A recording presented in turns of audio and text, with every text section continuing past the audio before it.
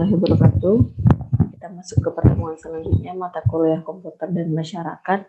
Di minggu ini kita akan membahas tentang privasi dan informasi pribadi. Nah, bisa kita lihat ya bahwa sekarang ini dampak teknologi komputer itu banyak sekali, ada yang dari sisi positif dan ada yang dari sisi negatifnya.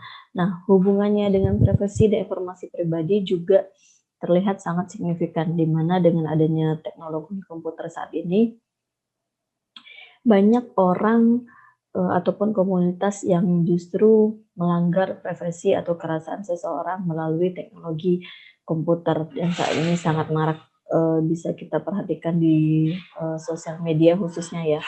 Banyak sekali pelanggaran-pelanggaran privasi yang terjadi.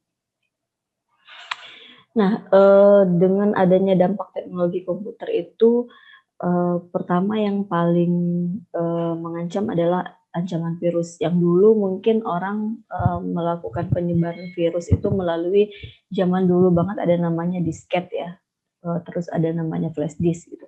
Dulu orang mengancam atau menyebarkan virus melalui hardware seperti itu, dimasukkan ke dalam disket, dimasukkan ke dalam flash disk, sehingga nanti ketika flash disknya itu dimasukkan ke dalam laptop atau komputer kita, maka virusnya akan ikut masuk ke dalam laptop atau komputer kita. Nah, zaman dulu bahayanya virus di teknologi komputer seperti itu. Nah, namun saat ini makin bahaya ya, di mana ancaman virus tidak hanya merebak pada hardware aja, tapi sekarang juga sudah masuk ke dalam software gitu. Ada beberapa software yang justru menyebar virus gitu. Kita download software, kemudian ketika kita install akan menyebarkan virus ke PC kita ataupun ke laptop kita, dan itu merupakan salah satu dampak dari teknologi komputer yang mau tidak mau ya harus kita hadapi dan akan terlibat di dalam ancaman tersebut. Nah, kalau dulu itu sebelum adanya teknologi komputer, orang berperang itu secara fisik gitu, adanya perang, terus biasanya komunitas-komunitas kayak misalnya anak sekolahan melakukan tawuran gitu. Nah, itu melakukan fisik. Nah, zaman sekarang dengan adanya teknologi komputer, orang melakukan perang itu atau tawuran itu melalui cyber, atau istilahnya dikenal dengan cyber war gitu. Jadi orang sekarang sudah tidak lagi berperang secara fisik, tapi mereka akan mengancam melalui cyber, yang istilahnya dikenal dengan nama istilah cyber war. Gimana caranya mereka melihat atau mengancam baik dari sisi keamanan, pertahanan negara misalnya, dan sebagaimana lainnya itu dilihat melalui cyber war. Nah, kita masuk ke privasi ya. Jadi apa itu sih privasi? Privasi itu ketika kita pertama bebas dari gangguan. Nah, ketika kita tidak ada seseorang ataupun komunitas yang mengganggu diri kita, berarti privasi kita itu terjaga. Jadi yang pertama sekali kita bebas dari gangguan apapun gitu. Itu privasi. Jadi kalau misalnya kita nggak mau nih diganggu teman gitu, jangan ganggu dulu. Nah, itu berarti kita minta privasi kita tidak diganggu. Kemudian selain dari faktor fisik yang mengganggu privasi kita, ada juga kontrol informasi. Jadi zaman sekarang ini tidak lagi faktor fisiknya aja yang merupakan privasi dari kita. Sekarang ini informasi pun menjadi privasi, khususnya informasi tentang diri kita sendiri, data-data diri kita, terus segala sesuatu yang berkaitan dengan diri kita itu privasi. Jadi bagaimana caranya kita tetap bisa mengontrol sehingga informasi tentang diri kita itu yang benar-benar memang kita transfer ke orang-orang yang menurut kita memang bisa kita berikan informasi pribadi tentang diri kita. Yang ketiga, ketika kita bebas dari pengintaian, dalam artian tidak adanya pengintaian terjadi terhadap diri kita, maka privasi kita bisa dikatakan terjaga gitu. Ketiga hal ini, ketika kita sudah bisa mengontrol, ketika kita bisa bebas dari ketiga hal ini, nah berarti bisa dikatakan bahwa privasi kita itu terjaga. Oke, kita lanjut ya. Nah, kita lanjut lagi ke hubungan teknologi komputer dengan informasi pribadi ataupun privasi. Nah, saat ini dengan adanya teknologi komputer, privasi kita itu atau informasi mengenai pribadi kita itu bisa dikumpulkan dengan tidak terlihat secara kasat mata.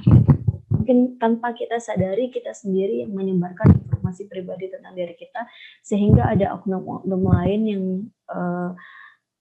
berpikiran dalam tanda kutip negatif, yang ingin melakukan sesuatu terhadap diri kita, yang ingin mengancam privasi kita. Mereka melakukan pengumpulan informasi dari sebenarnya apa yang sudah kita sebarkan ke dalam, contoh hal kecilnya adalah sosial media. Jadi dampak teknologi komputer itu, orang-orang ataupun oknum-oknum bisa melakukan pengumpulan informasi secara tidak terlihat.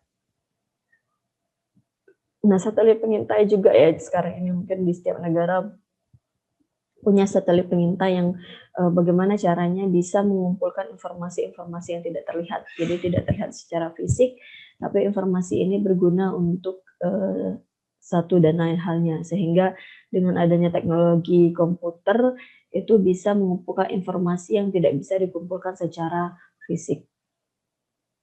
Nah, apa akibatnya dari pengumpulan informasi yang tidak terlihat?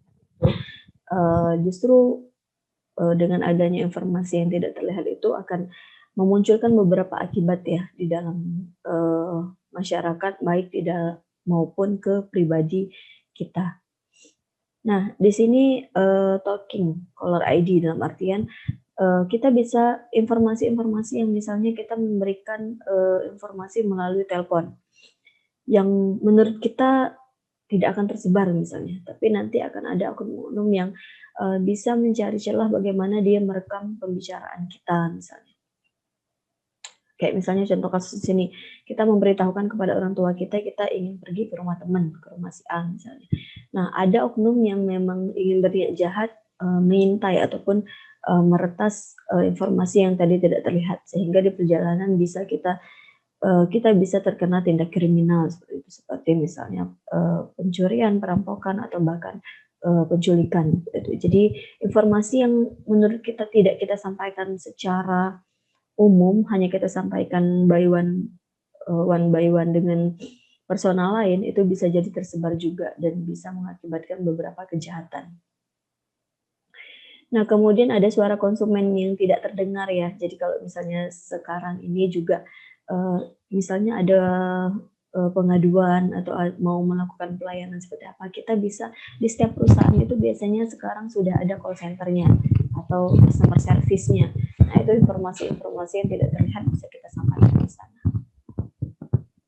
Kemudian adanya monitoring dan tracking. Nah, dengan adanya teknologi komputer yang menyebabkan informasi tidak terlihat bisa kita pantau, kita juga bisa melakukan monitoring dan tracking, seperti misalnya di pemerintahan yang bisa melakukan monitoring, terus kepolisian juga bisa melakukan monitoring dan tracking yang berhubungan dengan kerja dari pihak kepolisian tersebut, sehingga akan memudahkan mendapatkan informasi yang tidak terlihat.